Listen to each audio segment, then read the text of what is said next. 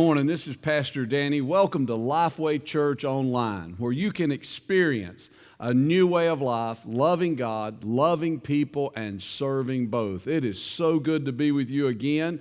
And this is our final Sunday service without you being here. We'll still continue to be online, but next week we will be together at 9 or 11, your choosing. And I have a little bit more information on that before we get into the message.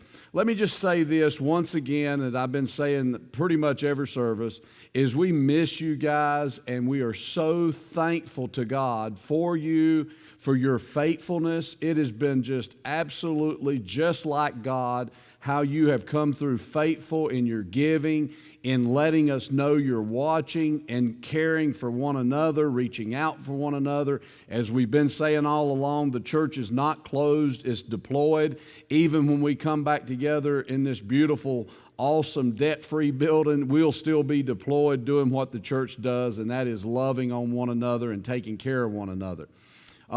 With that being said, also, speaking of acknowledging things, happy Memorial Day. Just want to say the reason we can even do what we do in this country and be free in this country is because of those that gave their life for our freedom. So this weekend, as you celebrate, as you cook out, or whatever it is on your agenda to do, just be sure to pray for those families and to thank God for all those men and women that gave their life for this country. We have problems in this country, but there's one thing for sure. It's still the best thing going in the earth today as far as freedom and countries. And there's people right now on the front lines of different areas that are fighting for freedom. And we see that even today in this country. So we thank God for those, and we thank God for their families and the sacrifice they made to let them go and do what they had to do to defend this country and to keep us free. And so we're just very thankful today for all of those that have gave their life for this country. And so think about that as you celebrate Memorial Day and just enjoy your family. Thank God for how precious they are and spending time together. Next week, we come back together, and if you have had a chance to open your emails, you'll know that you received a letter from me, and it's about different things that we're going to be doing as far as opening the service back up. I want to share a couple things from the letter. I'm not going to read the letter, but I want to share a couple things from the letter. One of the things that I pointed out in the letter was, just like yourself, I've never been through anything like that, like what we're going through. And the reason I pointed that out was this. There is going to be people that think we waited too long to start back. There'll be folks that think we started back too soon. Here's what I want you to know. Only God really knows. And we took the best counsel we could get from my team, from other board members within the church, outside the church, mainly spending a day with the Lord and just asking Him what was the right thing to do. We really felt good in our spirit about next Sunday, because one of the statements I had made in one of the recordings was, I would like to talk with you a little bit about how we were going to open the Sunday before we actually done it. And so we're able to hear to that and do what we told you we were going to do. And so that's what I want to do right now is for the time being, we will not be having any classes or nursery. Keep in mind that if you have small children and you need to go to the nursery, the TV with the service will be on in there. Also, if you're here with even older children and they feel like they need a break to get up and go out or something, feel free to do that. The main thing is we want to keep the environment in here to where people can hear and where there's no distractions, as we always try to do, and you guys always do so well with that, and so I'm very thankful for that. So we won't be having class. You could look at it as Family Sunday. We used to do those quite a bit where once a month everybody would just come in, but we're going to start off that way. For your safety and peace of mind, we will have sanitation out in the front, as we've already had. but we'll be making sure that's happening. The ushers will be making sure that they hold the doors for people coming in. We've already begun to separate the rows so that there'll be that 6 foot that they recommend, the CDC recommends. And then also, if you have been out and about and you feel comfortable and you want to wear a mask or gloves or whatever, feel free to do that. And if you don't want to do that, that's fine too. The main thing that I wrote in the letter, and I wanted you to remember this, is don't judge someone that wears a mask or vice versa. Every man or woman has to do what they feel comfortable with. And that's definitely what we want to promote within the church. The other thing is the coffee shop will not be any self-serve. That's in there. As I said, we will resume this next Sunday, and then also the following Wednesday. We'll just be having the Wednesday night 7 o'clock service. And I think that's about it. So Sunday, May the 31st, we'll have 9 and 11 o'clock with no classes.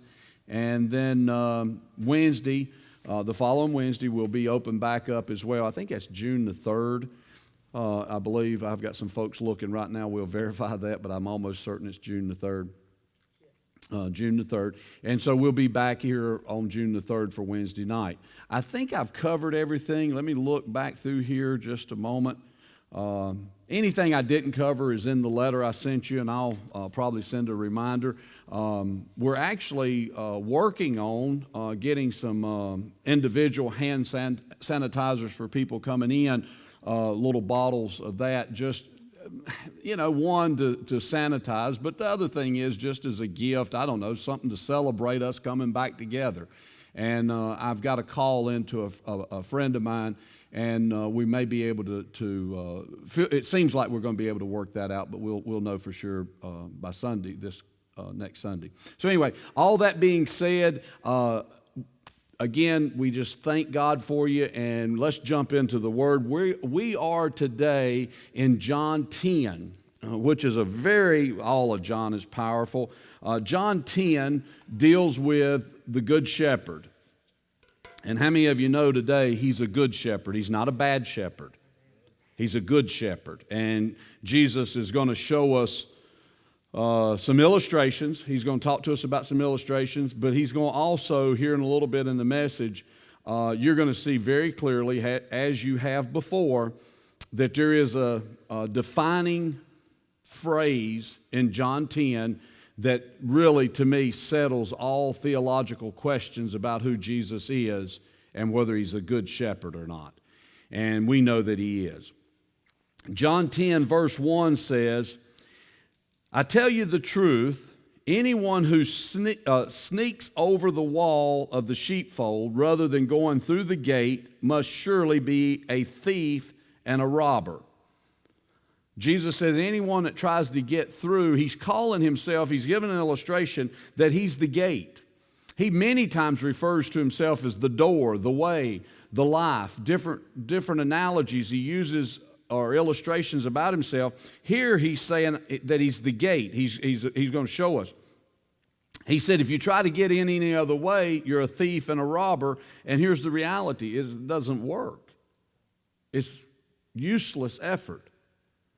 Now, some people say, well, that's just narrow-minded. Well, let me give you something to think about. You know you, I know me. Would you rather it be somebody that done it for you, or you have to rely on what you do?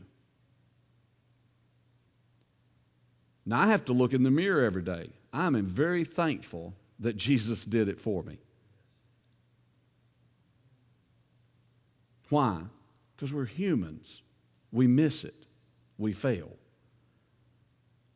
The reality of it is Jesus is the good shepherd. He's the gate. He's the only way to the Father.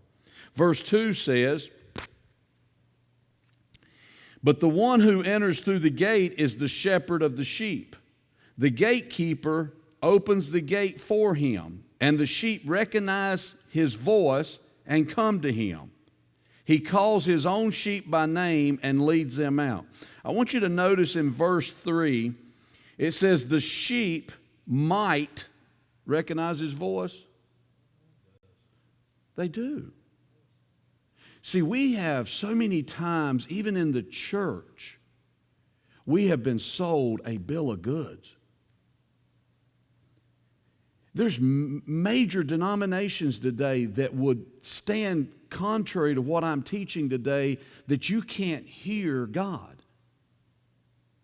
It's heresy. You say, Pastor, that's a bold statement. It's a true statement. It says, the sheep, I'm a sheep. I recognize his voice. Now, how does his voice come to you and I? Many different ways. He's not limited. Remember that about the God you serve. He's never limited. The way that I believe he prefers over everything is this. We're teaching on Wednesday night the book of Peter, 1st and 2nd Peter. We're about to finish up 2nd Peter. And if you've missed it, go online and watch it. Some great stuff. But one of the things Peter says is we have a more sure word of prophecy. In other words, when you doubt what you're hearing in your spirit, when you doubt what you're being taught, when you doubt that small, still voice that we'll talk about here in a minute, when you doubt that, you go back to the Word because it's sure. He said, surely the heavens and earth will pass away, but my word will not go anywhere. That's a sure foundation. And so that's the ultimate way that God speaks to us. But he also speaks to us in our spirit. Now, I believe this: when a man or woman is born again, I know it was true for me, and it seems to be true for every person I've ever talked to. Once they got born again, what happened was that connection in their spirit to the connection in the Word, you hear comments like this: well, I never understood the Bible till I got saved. I'd read it, but I wouldn't understand it. What happened? You started hearing his voice. He said you recognize his voice. He calls his own sheep by name and leads them out. Now, by name, he could call your name. That's no problem. He knows the hair on your head. He's got your name. I think a little bit deeper into that says this. When you're reading the Scriptures, for example, all of a sudden something that you used to read becomes your Scripture. It's the same Scripture, but God illuminates it. He highlights it. And that's when you know the shepherd, the good shepherd, is speaking directly to your heart. And you can stand on that. I know through this pandemic, there was just a few things. And listen, guys, you don't have to have a lot. You just need to know that he's got you. There's a few things he said to me that I'm still holding tight to. One was, the same things I preached before this is the same things that's still true. Nothing's changed. Nothing's changed. He also told me to just not say much about, well, he said don't say anything that first week, and then he began to show me that I need to be extremely cautious of what I say. Why? Because there's so much I don't know. I would to God that there's a lot of people out there that would do well if they wouldn't say anything until they knew. And some things we just don't know. And I'm not being critical when I say I wish they wouldn't say anything. I'm just saying sometimes people feel like they've got to speak when really they don't know. And it's okay. If you don't get anything else out of the message today, get this. It's okay to say, I don't know. Verse 4, after he has gathered his flock, he walks ahead of them, and they follow him because they know his voice. There it is again. They know his voice. Now, have you ever been walking? I have. You've been walking. Let's just say that we go over here to Dan Nicholas Park. And there's sidewalks all around there and then gravel trails. Let's say that we go, and we've done this when we've been down there camping before, and nobody be in the other side of the park. It was just the campground. You can walk on those trails or ride your bikes, and you hear every distinct noise coming from your feet or the tires on the bike. Now, stay with me. You're there. Now, let's move over on our feet or bike to downtown Salisbury in the middle of the day. and you're walking on the sidewalk, or let's just even say that there was gravel there, but all the cars passing, and you don't hear where you're walking. What's my point? We have to get quiet to hear Him. I'm going to have Bibi to read something, and then we'll hitchhike off of that a little bit more on this same point. It's found in 1 Kings 19, and she's going to read verse 11 through 13. Give her a moment to find that. But let me just reiterate this, because they know His voice. Now keep those illustrations in mind and listen to what Elijah had to say about it.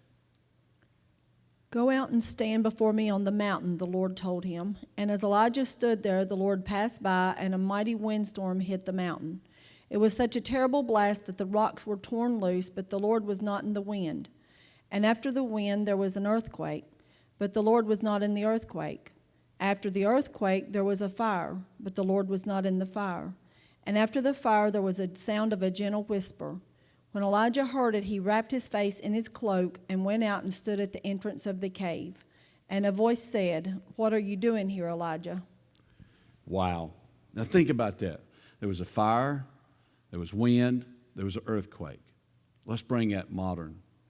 There was a TV, there was an iPad, there was an iPhone, and there was your family. And it was all going. Now, can God be in all those things? Yes. But when you need to hear His voice, turn it all off. Take this, a piece of paper and a pen, and go sit with Him. You say, I don't know how to do that. You don't have to know how. He didn't say you'll learn. He said they'll know. See, if you know something, you know it. I don't need to learn it. I know it. Now, we can practice the presence of God, meaning the more we do it, the more we are in tune and can hear His voice. But the reality of it is, once you start reading this book, He's in it. He wrote it with His own blood. Every page, the Old Testament was Christ concealed, the New Testament is Christ revealed, but He's in it from cover to cover. And the next time your emotions feel like an earthquake, or feel like you're on fire, or the wind's blowing, or whatever it is, let me challenge you in a good way. Turn it all off. Go find a room, take this, and just sit for a minute. I used to think you had to be super spiritual and you had to do it a certain way and this, that, and the other. I found out God's okay with me just sitting in His presence. For me personally, and what concluded everything about when we open and some of the things we were going to be doing, the other day I went to the cabin and I was reading. I read the book of James and was just praying and began to pray in the Spirit. And then I just sat down and listened to what's in here. And here's the thing that come out of all of it above everything, more than even the opening date, is once again God showed me that He's the Prince of Peace. You can't be in His presence and not remain peaceful in that time. When the world is crying out so many distractions, let me assure you, in His presence is the fullness of life and the fullness of joy and peace that passes all understanding. I'm going to tell you something, church. When you walk in peace today, this is your testimony. When you walk in peace today, when everybody else is in turmoil, they see Jesus. You say, well, what if it's a day I'm not? Listen, there is no condemnation in Jesus. We all have moments.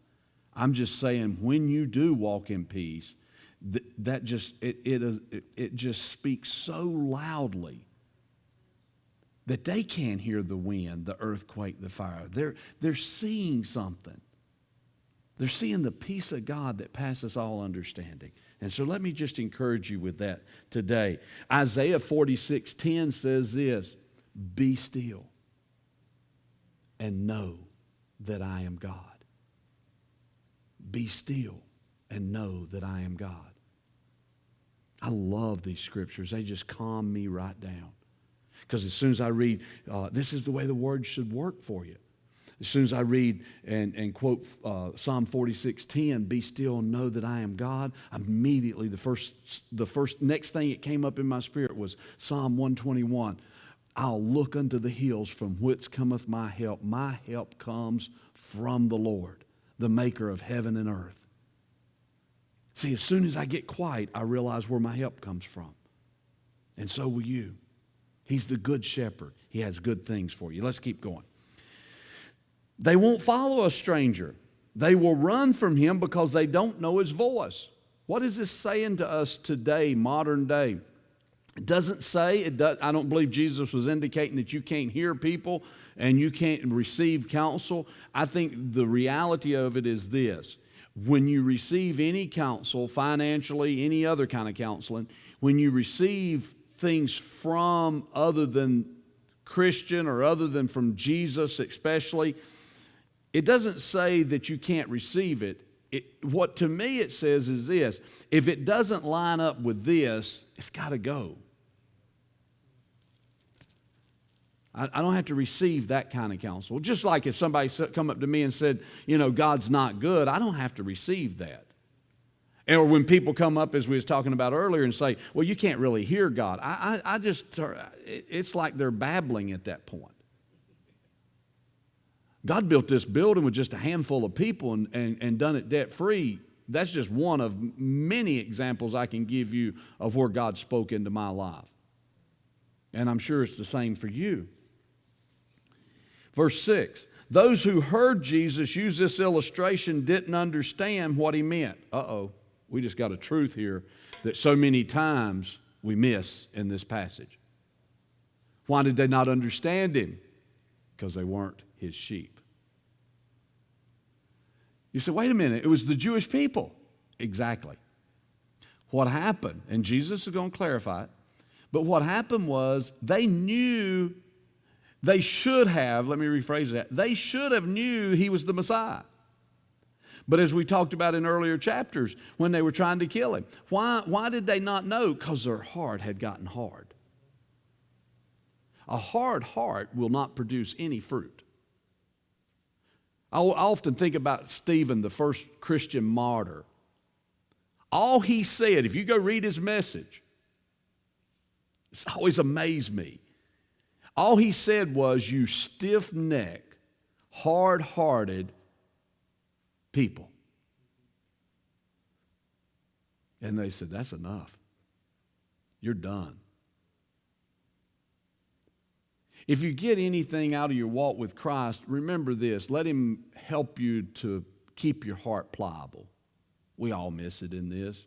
We all get lifted up. We all have pride issues at times. The enemy gives us plenty of opportunities with that. But I submit to you, and we'll talk about it even this coming Wednesday, how Peter walked in integrity and humility. And I'll show you that in 2 Peter. And that's important. It's so important. Why? Because it keeps us ears wide open to hear his voice. They didn't know who he was. They didn't know what he meant. He had just told them, if you're my sheep, you'll hear my voice, you'll know. Verse 7, so he explained it to them. That's the grace and mercy of God right there. He could have said, listen, you don't get it? Proves to me you don't know me? I'm done. But he went on to explain it. I tell you the truth, I am the gate for the sheep. I am the gate for the sheep. All who come before me were thieves and robbers, but the true sheep did not listen to them. Yes, I am the gate. Those who come in through me will be saved. They will come and go freely and will find good pastures. When we come into Christ, we will have good in our life. Pastors back there, good pastors meant that they were able to provide for their family. They had a place for their livestock and farming and that kind of thing. And today, I've said this about LifeWay Church. So many things, so many people we've been able to communicate with. The church as a whole is doing so well. And I submit to you, I believe above everything, the reason LifeWay Church has done so well through this pandemic and have everything they need is they know and they understand that Jesus Christ is the Good Shepherd. They understand the verse we're about to go into, and they know how to hold on to that by faith. They know how to keep sowing and reaping. And my Lord, it's been so phenomenal how the church has not missed anything as far as sowing into other people. I was thinking, or Pastor Sheila actually mentioned it the other day, this was just cool. If you'll remember a couple months ago, something like that, we had a drive where we were collecting BB had started this drive to collect trial-size toiletries for Rowan Helping Ministries. And we were talking about this the other day, and Pastor Sheila pointed out that during that time, we gave away bags full of hand sanitizers. What was that doing? Preparing them, hopefully, during this time to have that. That was just, I got so excited about it. Now, it may have all been done or gone before this time come. I don't know that. I'm just saying either way, it's exciting that they got something they needed, but how even much more exciting it is to know that maybe they really needed it during this time and had it. That's kind of leans to what I believe in my heart. Why? Because God's just that way. Before you ever had a need, He already created what you needed. As we've said many times, He created the world, then He created us. Everything we would need was already created before He created us. That's how He works. And so just like with us being online, we already had everything, a new camera, we already had everything we needed to do a good presentation, I feel like, online before the time came. And to me, that's just awesome. That's just the way God functions. Jesus said they'll come in and they'll go freely and they'll find good. Verse 10, to me, and I've said this for years now with Bible college, with the church, I love simplicity. To me, this is the litmus test, the acid test, the dividing line, whatever you want to call it, to all theology. And that's John 10:10. The thief's purpose is to steal and kill and destroy. My purpose is to give them a rich and satisfying life. New King James says to give them an abundant life. Some translations said a full life, overflowing life. And the word life there, zoe, Z-O-E, in the Greek is not talking about physical life. Yes, you have physical life, but you have the God kind of life. God kind of life is nothing broken, nothing missing, nothing lacking. God wants wholeness for us. That's why He talked, in some translations it says abundant life. Abundant, overflowing. Goes all the way back to Psalm 23. David said, my cup overfloweth. That's God's purpose for you and I, to overflow, not just to get by, but to overflow. That's His purpose for us. That's His purpose for us. I'll read verse 11. It says, I am the good shepherd. The good shepherd sacrifices his life for the sheep.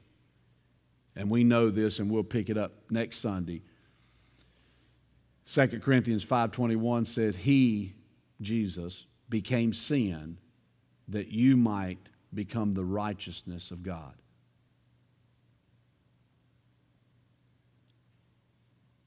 Those that are watching today, just remember that He died for your sins, that He is the Good Shepherd. So during this time, anything that's not producing life, anything that produces fear, anxiety, the things, all of that, just know. Now, it may take you some time to hear His voice and to walk it through, but just know in your heart of hearts that stuff does not come from our Savior. That's not coming from God. That's your enemy trying to steal your life, steal your joy, steal your peace. He's trying to lie to you.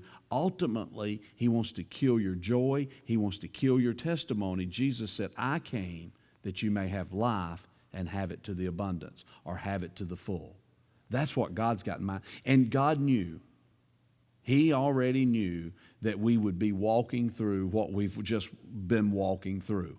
He didn't put any restrictions on his good. He didn't put any restrictions on it. So I just want to close with that today, and I just want to pray this prayer over you. Father, right now, in the name of Jesus, we just believe everyone watching receives that fresh revelation, Jesus, that you are good, Satan is bad, and that we have abundant life through you, Jesus. And we know now, and we have known, that whatever comes to us is good, comes down from the Father above, and whatever is bad is not of you. And we just receive your goodness, your grace, your mercy, and we're so thankful, God, that it's new every day. Even if we blow it, it's still new the next morning, and we receive it fresh every day in our life. Your grace, your mercy, your abundance. We receive it all in Jesus' name, and everybody said, amen. We love you. We will see you Wednesday online, and then we'll see you next Sunday at 9 or 11, and can't wait to see you. We love you. God bless you. Have a great day. Bye-bye.